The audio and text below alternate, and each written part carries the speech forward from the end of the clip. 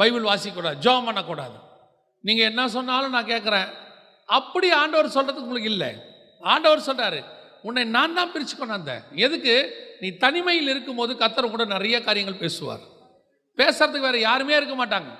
நீங்கள் நினைப்பீங்க, ஏன் எல்லாரும் என்னை விட்டு போனாங்க, ஏன் எல்லாரும் என்னை விட்டு ஒதுங்கிட்டாங்க, ஏன் ஒருத்தர் கூட என் கூட பேசுறதில்ல? எஸ், அது கர்த்தர் உண்டாக்கினது.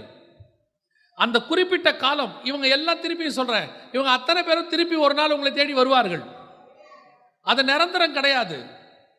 இன்னைக்கு உங்களை வேணான்னு சொல்கிற சொந்தக்காரங்க ஒரு நாள் உங்களை தேடி வருவார்கள், ஒப்புரவாவார்கள், எல்லாம் சரியாகும். ஆனால் அந்த சரியாகிற காலம் வரைக்கும் உங்களை கர்த்தர் உருவாக்குவார், நீங்கள் ஸ்ட்ராங்காக்க வைப்பார். அவங்க கூடவே இருந்துக்கிட்டு இருந்தீங்கன்னா நீங்கள் ஆவிக்குரிய வாழ்க்கையில் வளர முடியாது. அதுக்கு தான் அந்த பிரிவினையை கர்த்தர் உண்டாக்குறார். இது நமக்கு புரிய மாட்டேங்குது. அந்த பிரிவினையை வேதனையாக எடுத்துக்கிறோம், அந்த பிரிவினையை சோதனையாக எடுத்துக்கிறோம், திருப்பி போய் மன்னிப்பு கேட்குறோம்.